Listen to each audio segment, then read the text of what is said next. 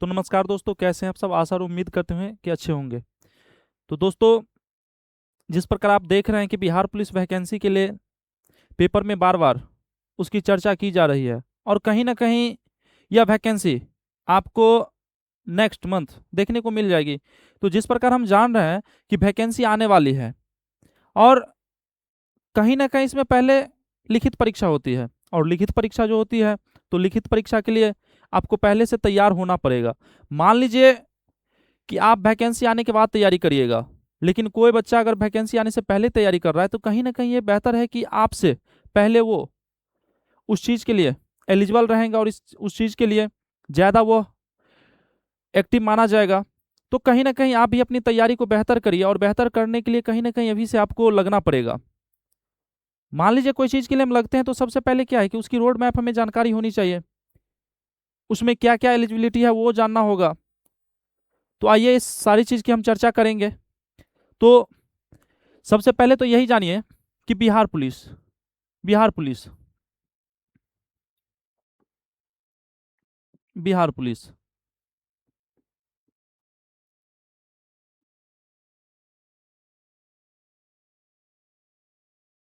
Bihar police तो इसमें किस प्रकार की जानकारी मिलती है, किस प्रकार में आपका एलिजिबिलिटी होनी चाहिए, किस प्रकार की आपकी रणनीति होनी चाहिए, किस प्रकार की सारी विधि व्यवस्था होनी चाहिए, कितना देर आपको पढ़ना चाहिए, किस प्रकार इसमें एग्जाम होती है, किस प्रकार फिजिकल है, किस प्रकार आपका मेरिट लिस्ट बनेगा। तो सारी की सारी चीज़ की हम चर्चा करेंगे यहाँ पे। तो सबसे पहले तो यही जानिए कि बिहार पुलिस, अगर बिहार पुलिस कहीं ना कहीं आप बन रहे हैं तो इसके लिए आपका शैक्षणिक योग्यता कम से कम कितनी होनी चाहिए। तो शैक्षणिक योग्यता की बात किया जाए तो कम से कम आप 12वीं पास होनी चाहिए। 12वीं पास होनी चाहिए। 12वीं पास होनी चाहिए। अब कई लोगों के मन में यह डाउट होगा कि 12वीं तो हम पास कर गए। अब 12वीं पास कर गए, 12वीं पास किस बोर्ड से, तो जरूरी नहीं कि आप बिहार बोर्ड से हैं तो अभी आप भर पाइएगा, या आप सीबीएसई बोर्ड से हैं तो कोई भी मान्यता प्राप्त जो 12वीं पास आप इंटर किए हुए हैं वहां से आप एलिजिबल माने जाइएगा।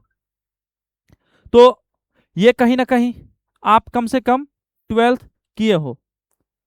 बात करें कि आयु आपकी आयु कितनी होनी चाहिए। अगर हम बात करें आयु की तो कम से कम आपकी उम्र 18 वर्ष होनी चाहिए। 18 वर्ष।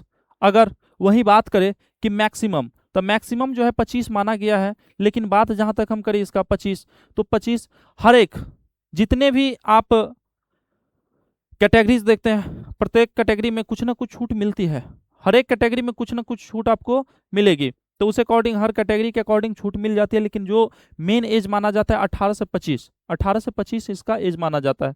अब बात करें कि इसमें किस प्रकार हमें भर्ती देखने को मिलेगी, तो अगर भर्ती की बात करें तो भर्ती इसमें दो प्रकार से होगी। सबसे पहले एक आपका लिखित परीक्षा, उसके बाद जो है आपका एक फिजिकल होगी। मतलब आपका पहले लिखित परीक्षा आयोजन किया जाएगा। सबसे पहले आपका लिखित परीक्षा होगा। लिखित परीक्षा। अगर हम बात करें कि इस लिखित परीक्षा में क्या क्या प्रकार का चीज देखने को मिलेगा, तो सबसे पहले यही याद रखिए कि ये एग्जाम जो आपका होगा वनडे एग्जाम होने वाली है। ये एग्जाम आपका वनडे होने वाली है, और एक दिन में ही 2 घंटा का आपका एग्जाम होगा, जो कि 100 नंबर का एग्जाम होगा। और 100 नंबर का जो होगा तो कहीं ना कहीं आपका जीएस जीएस का मात्रा ज्यादा रहेगी। कहीं ना कहीं ये 70 क्वेश्चन आपको देखने को मिलेगा।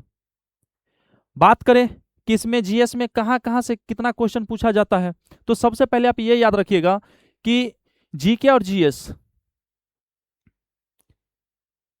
जीके जीएस साथ में याद रखिएगा। आप करंट अफेयर साथ में याद रखिएगा। बिहार स्पेशल ये सबसे कहीं ना कहीं 70 क्वेश्चन आपको देखने को मिलेगी।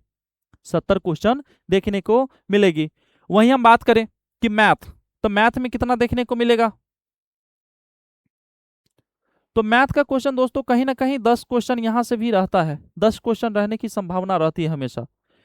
अब अगर बात करें हिंदी, तो हिंदी में भी कहीं ना कहीं आपका 10 क्वेश्चन रहेगी, हिंदी में भी 10 क्वेश्चन रहने की संभावना रहती है। और जहां तक हम बात करें कि इसमें जीके जीएस आपका 70 क्वेश्चन देखने को मिलेगा, मैथ 10 क्वेश्चन देखने को मिलेगा, हिंदी 10 क्वेश्चन देखने को मिलेगा। वहीं अगर बात करें तो कहीं ना कहीं आपका इंग्लिश इंग्लिश इंग्लिश भी 10 क्वेश्चन देखने को मिल जाती है,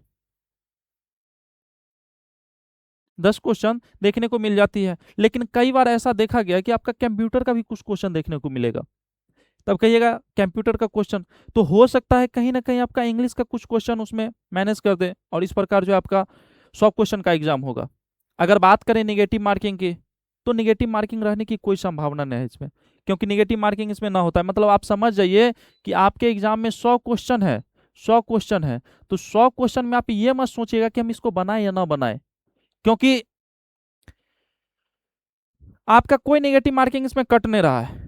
नेगेटिव मार्किंग यदि रहता तो आपका जो सही रहता, या 1/3 रहे, 1/10 रहे, तो उस अकॉर्डिंग आपका नंबर कट सकता है, लेकिन इसमें कटने की कोई संभावना, इसलिए जितना हो सके 100 का 100 क्वेश्चन आपको पूरा का पूरा डील करना है इसमें। और जब आप ये एग्जाम दे देते हैं, एग्जाम में जितने भी बच्चा एग्जाम दिए उसका फिर एग्जाम परीक्षा, जो भी आप एग्जाम परीक्षा पास किए उस सारी बच्चा का एक लिस्ट आएगा। अब मान लीजिए कि 12 लाख फॉर्म भराया है, 12 लाख 12 लाख फॉर्म भराया, 12 लाख फॉर्म भराया। अब 12 लाख जो फॉर्म भरा, क्या 12 लाख के 12 लाख को सेलेक्ट करना संभव है? नहीं संभव है।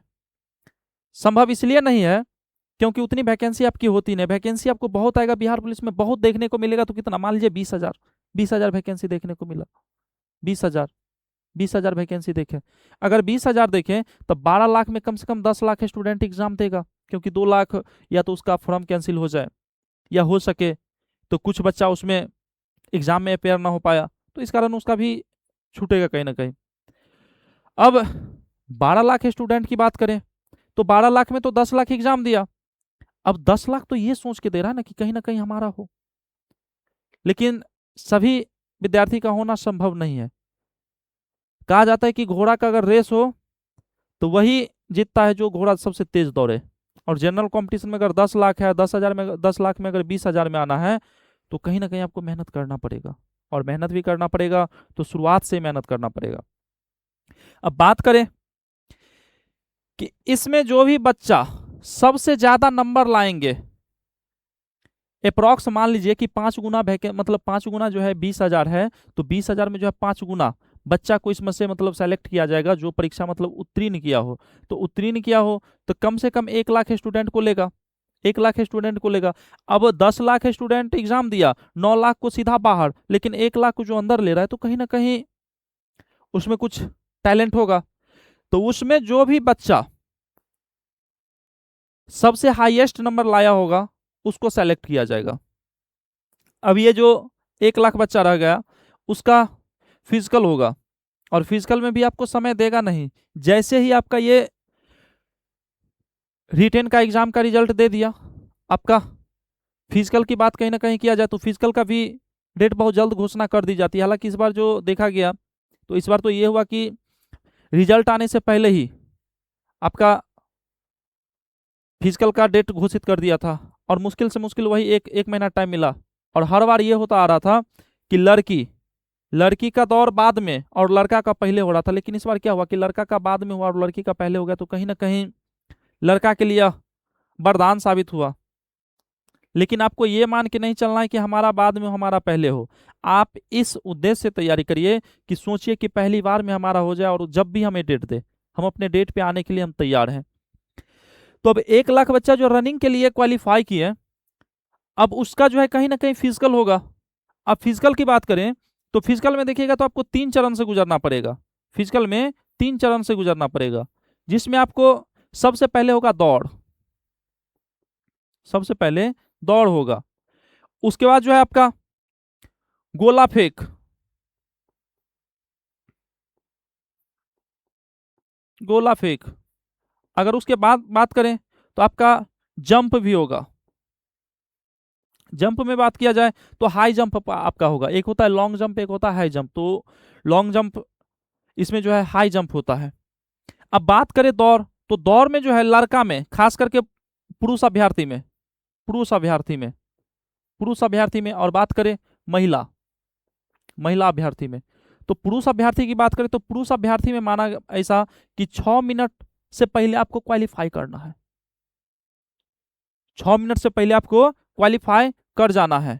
6 मिनट से पहले आपको क्वालिफाई कर जाना है। लेकिन अगर आप, इसमें भी नंबर वाइज बांटा गया है, अगर आप 5 मिनट से पहले इस दौड़ को कंप्लीट कर लेते हैं तो आपको 50 नंबर दिया जाएगा। कहीं ना कहीं अगर 5:20 से पहले कंप्लीट कर लेते हैं तो आपको 40 नंबर दिया जाएगा।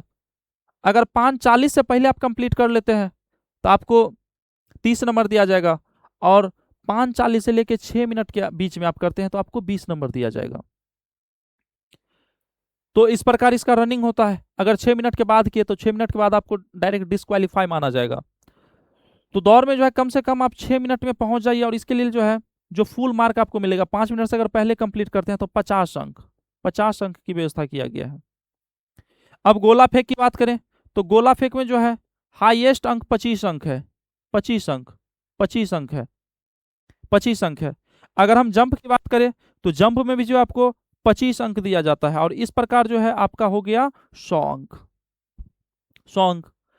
अब जो ये 100 अंक हुआ, आप एग्जाम पास किए, आप एग्जाम में 90 नंबर सही कर दिए, उससे कोई मतलब नहीं है।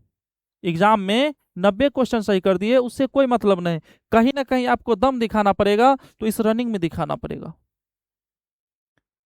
इस हाई जंप में आपको दिखाना पड़ेगा, कहीं ना कहीं आपको गोला फेंक में दिखाना पड़ेगा। और जहां तक दोस्तों बात करें तो रनिंग में तो बहुत कम लड़का ऐसा होता है कि जो 50 में 50 ला ले। जंप में लगभग लड़का 25 में 25 ले लेता है, और गोला फेंक में लड़का, अक्सर लड़का 25 में 25 करता है। क्योंकि अगर आप 25 में 25 नहीं कर पा रहे हैं, अगर गोला उतना नहीं फेंक रहे हैं, तो फिर पुलिस में शामिल होने की आपकी कोई आवश्यकता नहीं है।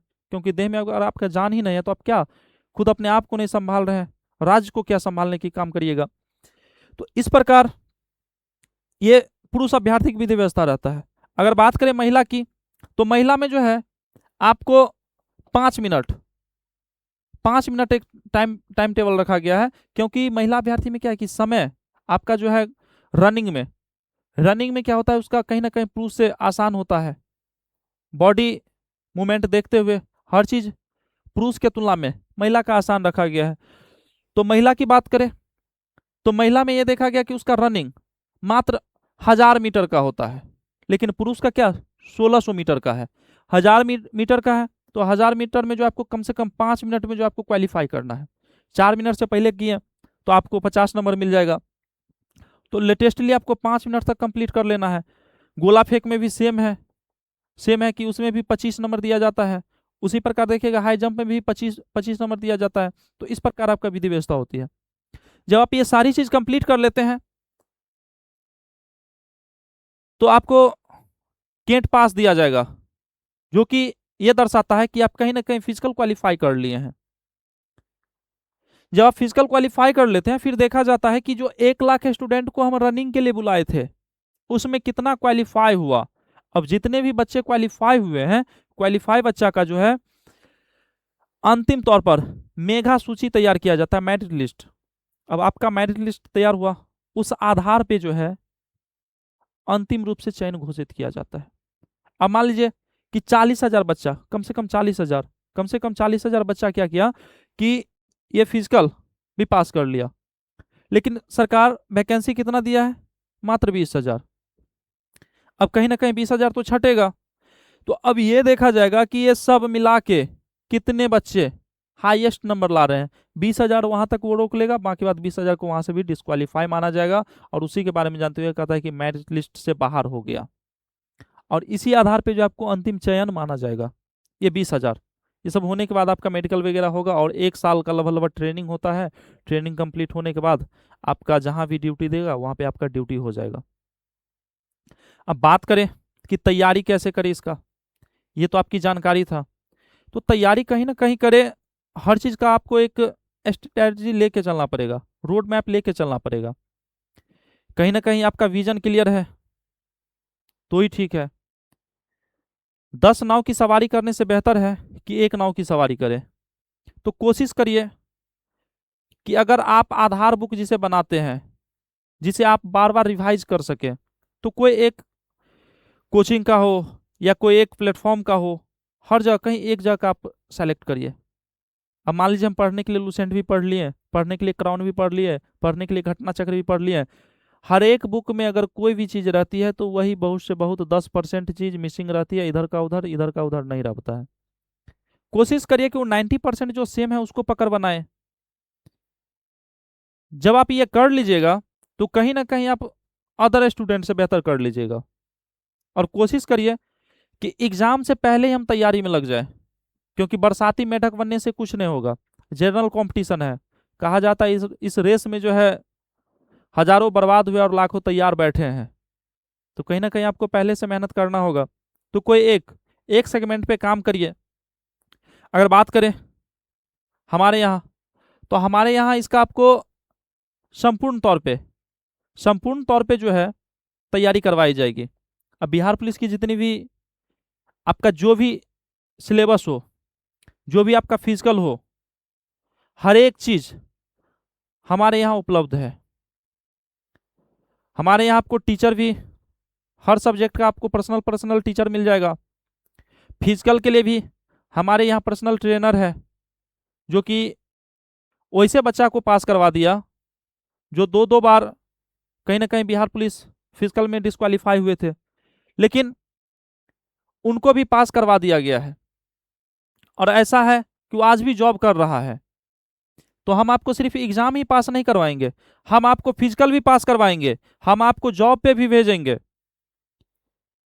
अब आप हमारे यूट्यूब चैनल की बात करें तो यूट्यूब चैनल पे जो हम आपको फ्री, पूरा फ्री बिहार पुलिस की जो तैयारी होगी आपको फ्री में करवाएंगे।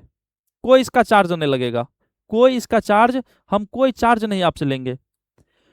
तो बात करें कि ये बैच हम लॉन्च कब से करेंगे, तो बिहार पुलिस का जो है आप 12 जून से जो है 12 जून से हमारे यूट्यूब चैनल पे आप कर सकते हैं, जो कि आपको पूरा कंप्लीट सिलेबस करवाया जाएगा। और तब तक आपको नहीं छोड़ेंगे जब तक आपका सिलेक्शन ना हो जाए। टेस्ट पेपर से लेके आपकी तैयारी सभी प्रकार, यदि मान लीजिए आप मुजफ्फरपुर आ सकते हैं तो प्रत्येक संडे को नेहरू स्टेडियम में टेस्ट ऑर्गेनाइज करेंगे और वहां पे आके अपना टेस्ट दीजिए, देखिए कि किस प्रकार आपका परफॉर्मेंस है। आप ये देखिए कि आप औरों बच्चा से कितना बेहतर है, क्योंकि अकेला आप दौड़िएगा तो अकेला आप ये नहीं समझ सकते हैं कि आप कितना तेज दौड़ते हैं या कितना स्लो दौड़ते हैं। कभी आप उस स्टूडेंट के साथ दौड़ के देखिए जो पहले से दौड़ रहा है, आप देखिए कि आप कितने पानी में हैं, तब आपको पता चलेगा कि हमारी क्या तैयारी है। तो आप अपना बेहतर से बेहतर तैयारी के लिए जुड़िए हमसे। अगर किसी भी प्रकार का डाउट हो तो आप हमसे पूछ सकते हैं। तो दोस्तों मिलेंगे नेक्स्ट वीडियो में, तब तक के लिए जय हिंद।